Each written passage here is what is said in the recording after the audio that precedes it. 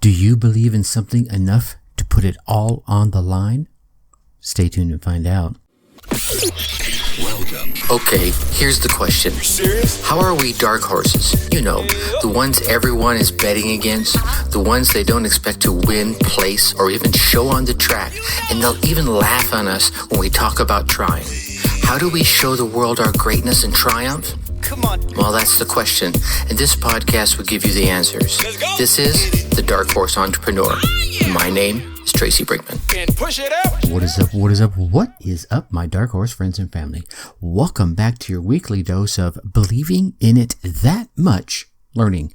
I'm your dark horse host, Tracy Brinkman, and you, well, that, my friends, is infinitely more important. You are a driven entrepreneur or businessman, or perhaps you're one in the making. Either way, you're here because you're ready to start, restart, kickstart, just start leveling up with some great marketing, personal, or business tips and results in order to build that beautiful business of yours into the empire it absolutely deserves to be.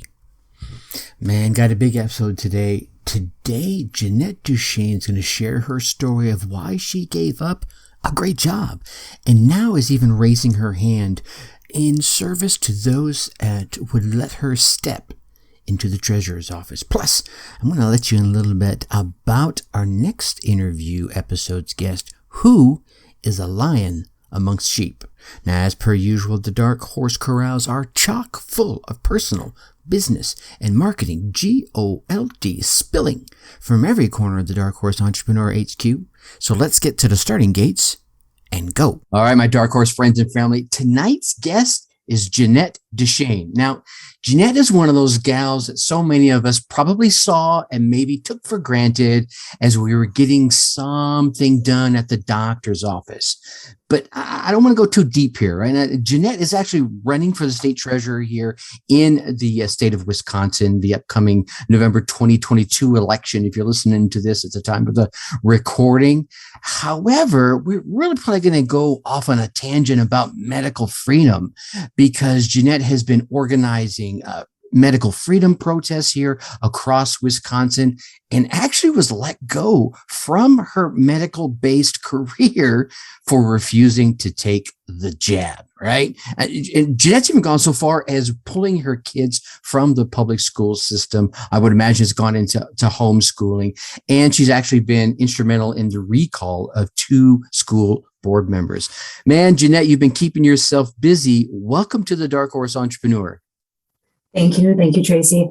I know I probably told a lot of your story already, but certainly there's a lot of details and little nuggets in there that I did not share. So, like I said, like I told you, I want to sit here and shut my rambling mouth, and I want you to tell your story. You know, the good, the bad, the ugly that has brought you to where you are now, and why it is you're doing the things that you're so passionate about. Well, my medical journey career started when I was living in Rhode Island. I actually worked for CVS Caremark, and we were a benefit investigator team. So what we did was try to make sure that your insurance would authorize medical prescriptions. And we were brought on for a special medication that was the first oral medication for multiple sclerosis. All others are injectables. We created our team. We worked with a call center for the insurance side. We also worked with a group of nurses in another state. They underestimated the popularity of the drug, and we became burdened with cases trying to get these authorized for medications that cost over $5,000 a month. And we had to work with a team of nurses because insurance companies required all of these step therapies and all of these things that you would think that an insurance company should have nothing to do with. Mm-hmm. I made a phone call one weekend because we were working overtime. I made a phone call to a gentleman to let him know that his wife's medication was approved. And she had already been off her typical therapy before being able to start this new one. And he said, it's too late. She had a relapse and she was paralyzed from the waist down. Oh my God. For life. And that was the moment in my head where I never wanted to have that conversation with another patient again. These insurance companies are they think that they have higher degrees than what our medical providers do. Mm-hmm. So I ended up moving back to Wisconsin. I went to school for medical coding and accepted a position with Aurora Healthcare in Wisconsin here. I was working as a medical biller. So originally, that position was to dispute insurance company denials, handle patient complaints about their medical bills, because we've all been on that bad end of receiving the surprise medical bill. Right. That transitioned more into a position where we started assisting the uninsured patients that were coming. So if there was charity assistance, Medicaid applications, marketplace applications, what can we do to help with the funding for those uninsured patients? And a lot of them are undocumented citizens. And I do have to say that undocumented citizens are some of the hardest working individuals in this country, and they have the most high family value, the original nuclear family value. That a lot of America is missing right now. So on top of that, we also did estimates for patients. So we would look into their insurance benefits, call them, let patients know that are coming in for surgery. This is how much it's going to cost you. How can we financially help you prepare for that? So really pushing the price transparency that Donald Trump had originally tried to post out there. So I did that for 8 years, and that came to an end after the vaccine mandate rolled out. I guess I should backtrack a little bit. When COVID came to America, I was working on site in the clinic, and I had in what clinic? The clinic in Two Rivers. Got it. In the clinic. Got it.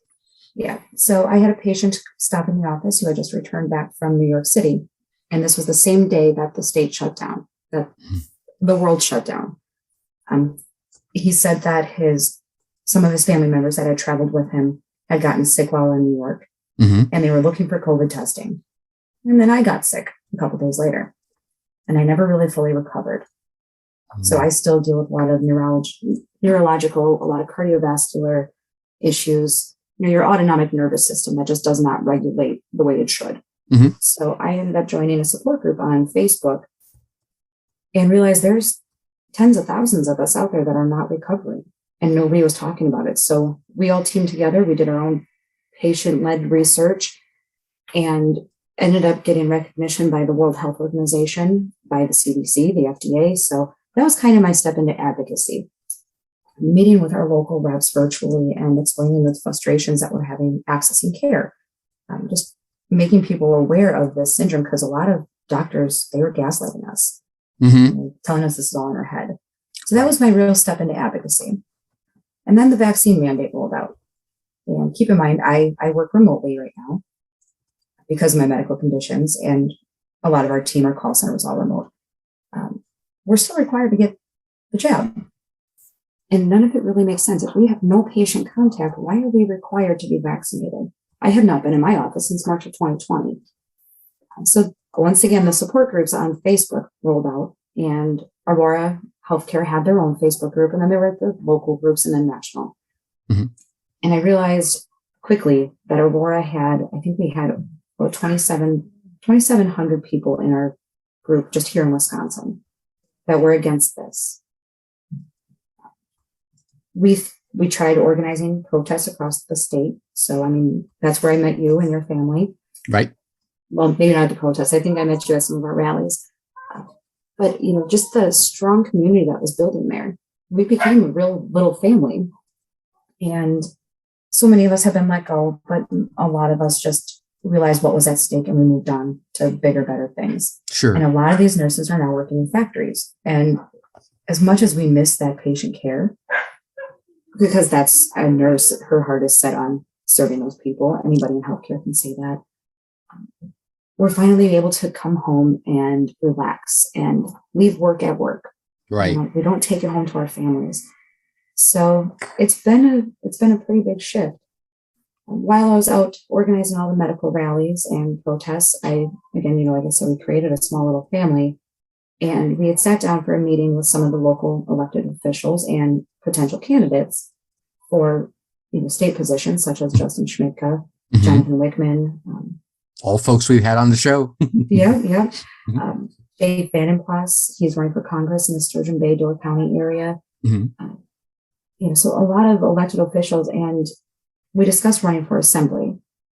Once they heard that I wasn't a nurse, I was more on the billing side of this and the accounting piece, they said they needed a state treasurer. And I know that I need I need to continue that path that I set out for after talking to that first patient whose wife had a relapse and was paralyzed from the waist down. Mm-hmm. I've served my purpose in that role. I think our insurance field is finally heading in the right direction.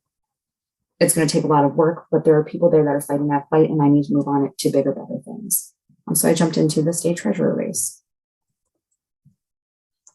On top of that, what you mentioned with the school and my kids, in the beginning of the school year, 6 days before our school year started, they announced that masks were going to be mandatory for our school district.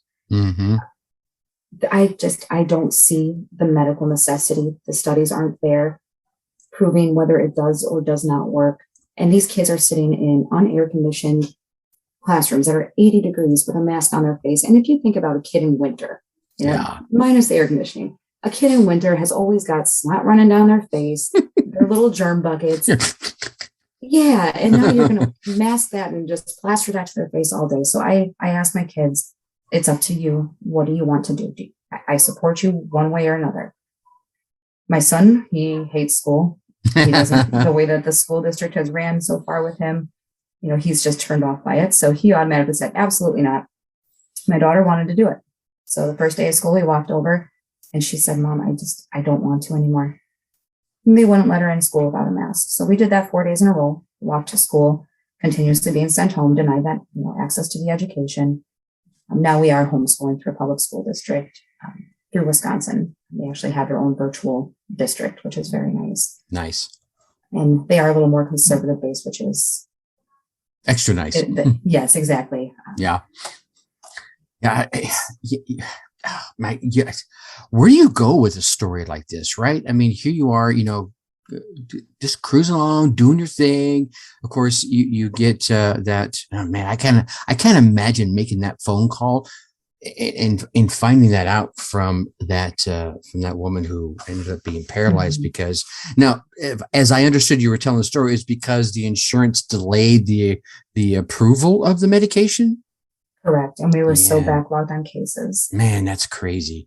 My experience with the medical billing side is it's aged a bit, but I actually did some computer programming for a medical billing facility. So they got in and they really focused more on the anesthesiologists.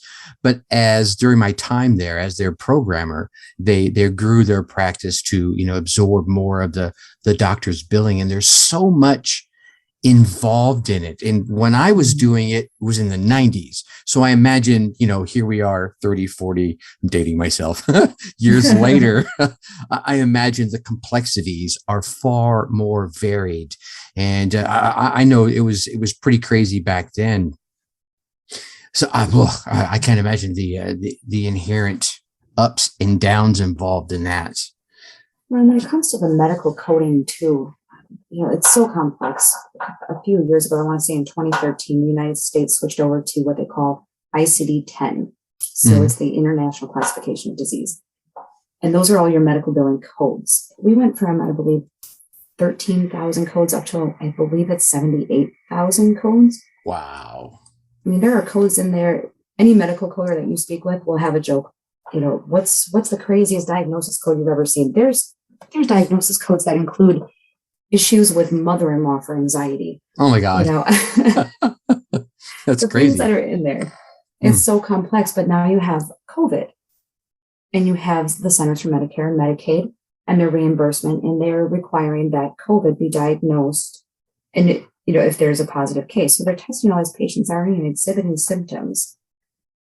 But if it's positive, if it's a positive COVID test, they get a higher reimbursement. So there is, I want to make sure I heard that right. There's actually, I'm going to use the phrase cash incentives, monetary incentive, I mean, not cash, but certainly monetary incentives for them to record something as a COVID-based disease, right? Or there's COVID involved in it.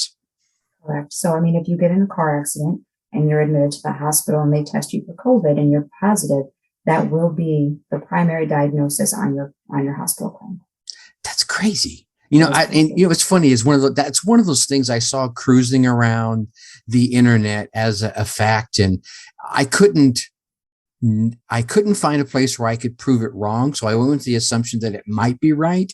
But finally having someone that's on the inside saying that, it's like, you're just like, wow. And for me, that almost becomes one of the reasons why you hear people going, well, why does this thing keep getting perpetuated when the cases are down and this is down? Somebody's making money somewhere, right? Mm-hmm. And you just kind of said it. There it is right there. There's folks making money for these cases to be pushed. Yeah.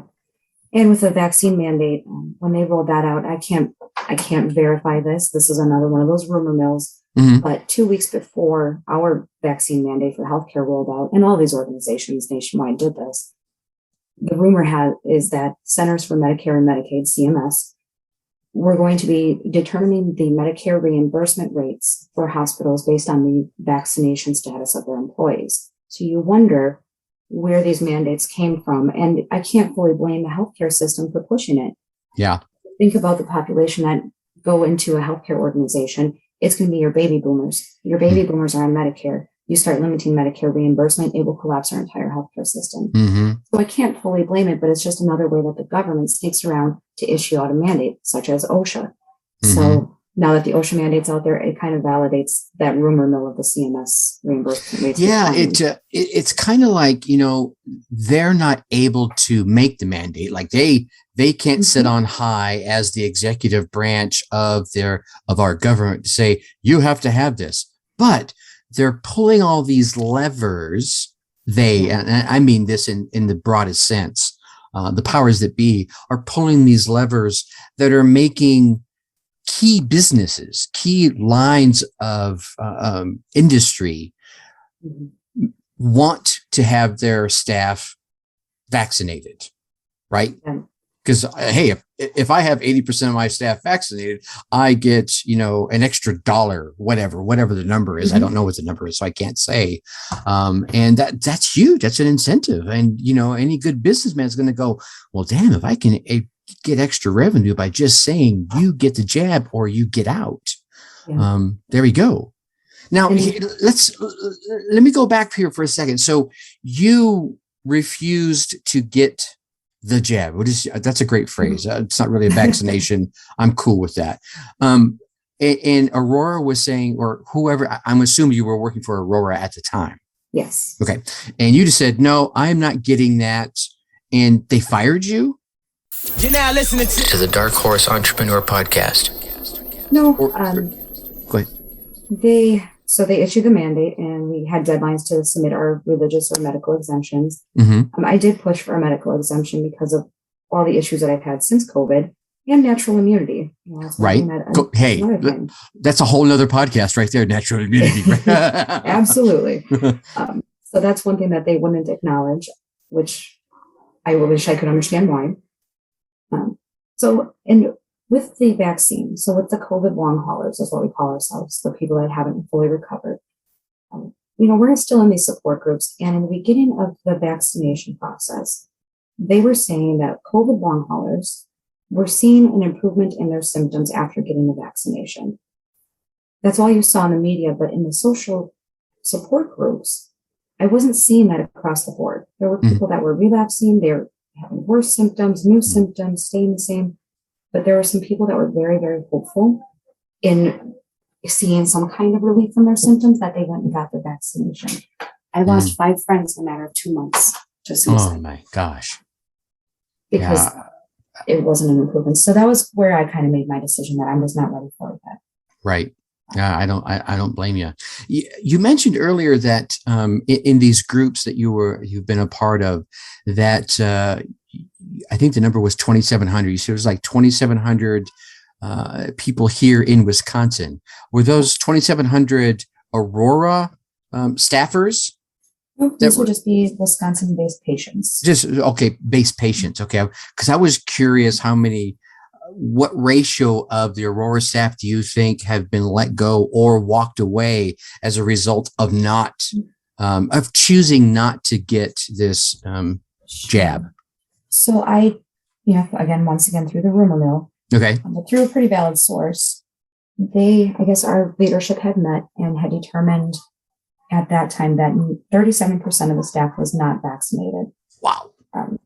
Which was, I believe the person I heard it from said about 30%. I know it was 37% when they announced the mandate. Mm-hmm. So it kind of validated the information that she was giving me.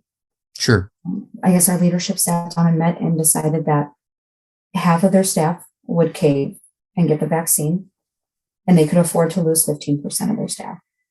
Yeah, that's crazy. So here's another one. And again, I'm going to pick your insider information brain. Mm-hmm. Here's another one of the things I've read in a couple of different places is that when they're saying, hey, our hospital is at capacity, they use some sort of phrasing like that, like at capacity or at peak. ICU beds. Yeah, that peak capacity. Yet when you look at the hospital, you can't see like all these people there. And what I understand is that at capacity means a patient to servicer or a patient to nurse ratio. So as a nurse, I'm allowed to have X number of patients.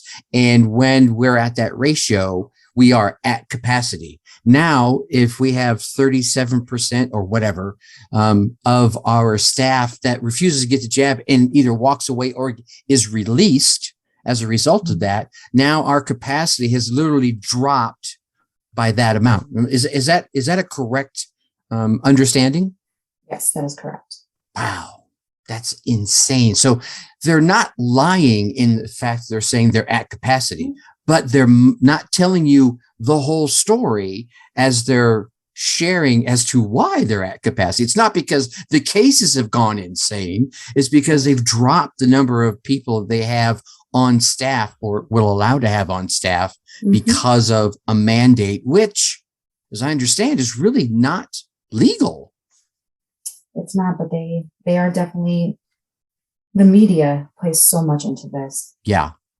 There was an interview that I had done with a local news station at one of our rallies, our freedom rallies in Green Bay. And, Fair Balance News, they had me against the vaccine mandate. And then they had an attorney, a physician, and I want to say maybe like a public health person or something. Mm-hmm. I mean, they really want you to think that this is fully legal. It's fully within their rights to do. Right. I mean, it's a tough line to try to interpret. Yeah. I mean, we've seen attorneys across the state across the country, trying to fight back at this, including our own federal court. Mm-hmm. They're going back and forth on this. Yet the Biden administration is pushing forward. The OSHA is, they're put on pause right now before issuing this mandate, but the federal court is reviewing it. I just saw today that the federal court has now paused the healthcare mandate. So for like your nursing homes, your in-home care, they have their own personal mandate as well. Mm-hmm. And now the federal court is pushing back on that, but only in a few states, I think 10 states. So the legalities of this are very complex because it's an experimental jab. Right. Only one of them has been approved by the FDA. Rumor has it that those aren't even available in the country. Thank you. That was one of the points I was thinking of, because there was two versions out there. There was a Moderna and a Pfizer version. And then all of a sudden they come out saying, hey, Pfizer has approval. Okay, well, that's cool. But that's not the Pfizer version that's out there in the market yet. They got approval for a version they hadn't even mass produced yet. That was my understanding. That's also mine. I don't know if that's accurate or not. Right. I'm definitely not going to get it either way, but. Right. No, I feel you on that one. I was like, well, yeah, that's insane. You're right. There's so many complexities of this going on, and it gets so hard to find facts. Right? Yes. Because the normal sources you would go to find facts, some of them are a part of the mill, right? Mm-hmm. Some, if you go to Aurora's site, they're going to give you their version of the facts. Oh, yeah, you see it everywhere. You see it you go to CDC, you get that version of the facts, and it's really tough. I don't know. Being part of that COVID long hauler group, we've worked with researchers across the globe. We work with doctors, and the crazy thing that comes to my mind is, why are we not focusing on early therapeutics? Why are we not focusing on treatment? We're dedicating so much time and energy into promoting this vaccine that doesn't even prevent COVID. Yeah. It only prevents severe disease, so they say, but those numbers are constantly increasing as well. Yeah. Why are we testing asymptomatic people so we can keep our numbers high? I mean, it's hard to not make this political when you see all the behind the scenes. And when it comes to the doctors that are promoting the treatment and they have success and they have successful studies, and you see that research reversed and their peer-reviewed studies are removed from the internet, and they're being banned on Facebook, they're being banned on Twitter, they're being banned on Instagram, that says something to me, and there's something seriously wrong there. Yeah, there's definitely something going on, especially when you get, I'll use the phrase real science, that says that goes up 180 degrees different from the agenda, right? The rhetoric that we're hearing. I don't even want to call it science, because so much of what I hear, I'm like, I don't get what you're saying. What you're saying makes no sense whatsoever.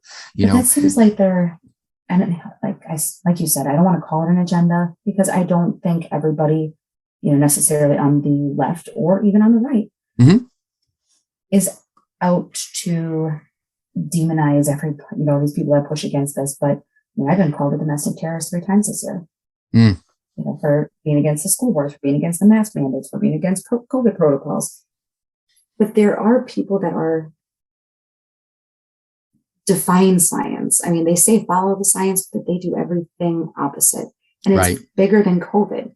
I mean, if you look at, I don't want to target the left, but if you look at the left agenda, the extremists on the left, the radicals. Exactly. They defy science. I mean, if you look at abortion, if you look at COVID protocols, if you look at genders, we got all these kids in schools that, I don't know if I'm a boy or a girl, we're going to use the same bathrooms. I mean, small little suburbs are having these bathroom rules, at school. It's crazy. If you follow the science, science is science. It's there to be questioned. There it is. There it is. Bam. Science is science. End of story right there. Okay. So, like I told you, I told you we would go down some rabbit hole here, right? Yes, which is awesome. All right. So now you have decided you were doing all your advocacy. You felt like hey, all right, now I think I've kind of served my purpose here. I want to step into this state treasurer's race. Is there a particular reason why you picked the state treasurer, or is it something like, all right, I feel like I align with this? Talk to me about that. Well, politics is a little dirty. So I picked the state treasurer just because it was an open position that somebody wasn't already running for. So you don't want to run for a position that a qualified candidate's already going for, because we don't want to flood the system. Sure. The state treasurer position was available. It's something that I would have experience in. And I firmly believe in our Constitution. And it's an original constitutional office according to the Wisconsin Constitution. So to preserve our Constitution and serve in a role that is an original constitutional office would be following my own personal values, but I really want to represent the people. To be completely honest, I feel like I'm a little too vocal for a position, but I can still use that platform to be able to advocate for the people. For the people. 100%. So that's kind of where I wanted to go with it. I want to restore that position. So that position has been completely gutted. I made a joke at one of my most recent campaign stops. Anybody here able to sign a check? Congratulations. You are qualified to be the next Wisconsin state treasurer. That office has nothing left to it. So I really want to run on the idea of restoring that position. I know previous candidates have run on the idea of eliminating it. And I don't think that's something that we should pursue ever. Yeah. Well, it's kind of like the story of what's going on with the Secretary of State that Justin Smithka is running for. That office has become like pretty much like you were saying. It's just this rubber stamp here, ka-chunka, and all the real authority that used to sit in those desks, much like the state treasurer, has been farmed out to these coalitions and groups and subcommittees. And so the whole architecture of the state's legislative branch and judicial branch is being parsed out. And the result of that, if no one knows, man, hopefully I'm saying this right, and correct me if I'm wrong, is there results in no accountability. Yes. Because you, as the state treasurer, if you don't pull those responsibilities back to that desk where you're responsible, if something flubs up, or hey, if something goes well, you can say, yeah, I did that. Now it's to this party over here. Let's say it's some, external group. Well, that group, they sucked at it. So we're going to fire them and we're going to hire these people over here, which are probably just another group of cronies that are going to do the exact same thing. Exactly. Yeah. So part of the Wisconsin state treasurer position is to be like the state's chief financial officer. And that, like you said, should have some accountability when it comes to that. So to be a watchdog over the state's funds, that was my favorite part of the job, working in healthcare and medical billing. I would audit every single account I went into. I knew what red flags to look for. And it was, I don't want to say it was like a game, but it was always a challenge to make sure that a patient never overpaid. And I think it's a quality that could definitely make that state treasurer role more accountable, more trustworthy, because there's not many people that trust our government anymore. So I want to bring back some of those values too, that you have somebody that's looking for your best interest, not 100%. 100%. See, this is why we had to have you on, Jeanette, so that we could share this message with other folks that might be here in Wisconsin that want to check out, the next group of folks. I think one of the biggest failings, and I'm going to raise my hand on this too. And I know me and my wife both had this discussion where, we rode on cruise control when it came to our elected officials, right? We go through our 20s and our 30s and we go and we voted the R or the D or the I that we felt aligned with us the most. And then that's it. We expected them to do their damn job. And as a result of that, some of the folks that are, you say, like, there's only a couple that you really trust. I don't even know if there's a couple. Maybe there's one, right? These folks have gone in there and they've just gone hog wild. They've, taken all the responsibilities away from desks like the one you're running for and have farmed it out. And, it's become this pay to play scenario where folks get to, hey, if you raise the money, we'll make sure you get elected. And that comes up with the next thing. This is selected, not elected, where now the two key parties start saying, okay, well, I think we're coming up on November. I think we need Joe to be the next treasurer, right? And they start throwing all that money at it and making them look good. And you're going, oh, yeah, well, Joe's a good Republican or Joe's a good Democrat. Yeah. So you go out there and you vote for him. In the meantime, he's just running the party line and following the rest of the crowd versus what the people want. And hey, the Constitution starts with we the people, not we the Republicans or we the Democrats or we the politicians. It's we the people.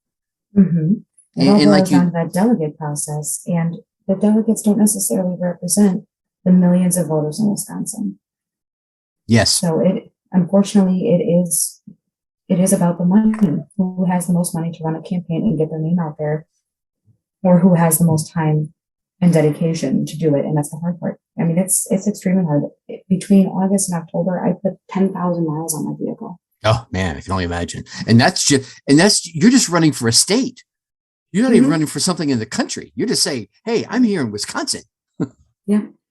So, I mean, it's unfortunate, but it's great that we have virtual programs like podcasts, like what you're doing. You're able to help us get our voices out there. And that's something that is priceless to these candidates. So I really appreciate. Oh, hey, I definitely, if you ring with me, I come on aboard. Let's get your voice out there. And I know you and David King and Justin Smidka and Jonathan Wickman have just rung true with me as a person. So it's my pleasure to bring you aboard. I want to be mindful of your time. I know it's late. You got munchkins in the house. I do. Awesome. I have family that just flew in, and I have to get to work tonight because I'm not bartending. So, oh my goodness. So if folks want to check out more about Jeanette Deschene and everything she's got going on, for treasure or anything else, maybe they want to help you with an upcoming rally or something, where do we want to send them to? If you go onto Facebook, you can find me. If you type in Jeanette and then FORWI, it'll lead you to my campaign page. Otherwise, Jeanette for Wisconsin or Jeanette4WI.com. Okay. So there's always more information there. We also started doing the Women of Badger State. So the Badger State Resistance podcast airs Monday through Thursday, and we now have the Women of Badger State, which will now air on Sundays. Women of Badger State. Is that a podcast? Women of Badger State podcast? That is a new podcast. We just rolled that out last Sunday. Okay. I'm definitely going to make sure I link that up so people can go check that out. All right. Any final words of wisdom you want to leave for our listeners tonight, Jeanette? I just want to encourage any listeners to follow your heart. Follow your heart. If you think that you can make a change, you can definitely do it. You just have to connect with the right people, and things will happen. Magic is available. You just got to take it. I feel you on that. Here we are looking at you, one lady out there grinding away with kids. Hello. With kids. Oh, they love coming with me to my events. Yeah, I've met them a couple of times. They're adorable. Yes, you have. Jeanette, thanks so much for hanging out with us, and I definitely appreciate you. Yeah, thank you, Tracy, for having me on. I hope to see you again soon. Oh, you will. Talk to you soon. Bye, Tracy. Bye-bye. All right, my Dark Horse friends and family, there you have it. Jeanette Deschene dropping some die on the hill bombs, which is the one thought I want to leave for you today. Yep, thought number one. Are you willing to die on the hill? Now, for those of you who don't know what that means, it alludes to a military practice of capturing and holding a hill, aka the high ground, no matter the cost, and here's another key, no matter the lack of benefit. So, let me ask you that again. Are you willing to die on that hill? Here's the thing for me. So many of us, we have our opinions, our beliefs, even our convictions inside our business as well as outside in other parts of our life. And God loves you for having them 100%. But are you willing to die on the hill for those things that you hold most dear? Here's the thing for me. I do not even care what the topic that you hold most passionate on, close to your heart or close to your soul. If you're not willing to just give up all the luxuries and trappings of your life in order to die on the hill for the achievement of that goal, then perhaps you need to evaluate what it is that you hold most dear. Now, Jeanette, she clearly is willing to die on the hill for her beliefs. Sadly, she was pushed to the point where she had to make a decision. And make a decision she did, right? She didn't dilly-dally, man. She made that puppy, right? She made a decision to keep her kids safe from what she felt as their mother and primary caregiver was harmful to them. She made the decision to put herself out of a career that was looking to make her do things that she felt was wrong and going to do harm to her in one form or another. She took the hill. Not only is she standing tall and proud in order to defend her position on that hill, to defend herself, her children, and all the others that have taken up a position alongside her in her fight for freedom. The freedom to speak her piece as is her God-given right. Let me say that again. The freedom to speak her piece as is her God-given right, which is reinforced by the Constitution of the very nation that we reside in. And I say we as in her and I, and hoping that you live here too. The freedom to choose what she feels is the best course for the health of herself and her children. But she's even taken that one step further, and she's raised her hand to help you protect your freedoms by committing to serve as the treasurer of the great state of Wisconsin, should you live in your Wisconsin. And if not, hopefully there's someone with this kind of conviction in your state raising their hand. Now that you've heard Jeanette's story and the action she is taking as a result, let me ask you one more time. Are you willing to die on that hill for what it is that you believe in? All right, my Dark Horse friends and family, what inspiring ideas, tips, or thoughts resonated with you today? Whatever they were, take some time today and write them down. Then get out there and put them into action. Yeah. Go out there, run your race, get your results, and let me hear about them. That's right, Tracy at darkhorseschooling.com. I give out my email because I want to hear what it is you got out of this, what it is you did with it, and what it is you got as a result. Share the tips or ideas that you came away with, how you put them into action, and what results you gained from them. Heck, probably even bring you on the show and let you share your story. Now, man, let me tell you about our next interview episode guest, Dr. David King. Now, Dr. King is the owner of KBS, which is Kingdom Business Solutions. Also, New Look on Life, as well as being the president of the Milwaukee chapter of the Full Gospel Businessmen Fellowship International. You're going to want to hear Dr. King's thoughts on business, politics, and being a lion among sheep. Now, I know you want to keep getting all these valuable tips and inspirational stories from the folks I'm lucky enough to bring on here. So please go on down there, hit that subscribe button. While you're there, give us a 5-star rating and drop us a quick review. I read every single one of those reviews. Give us some constructive criticism. Ask some questions. Again, I read them all, so I will definitely get back to you with the answers. And of course, do not keep all this entrepreneurial GOLD all to yourself. Share the podcast with other entrepreneurs and businessmen, business owners, right, that you know will get value from it. And with that, I'm going to leave you as I always do. Think successfully and take action. Thank you for listening to the Dark Horse Entrepreneur Podcast. And you know this! Thanks for tuning in. Check us out at www.darkhorseschooling.com. All right. My name is Tracy Brinkman.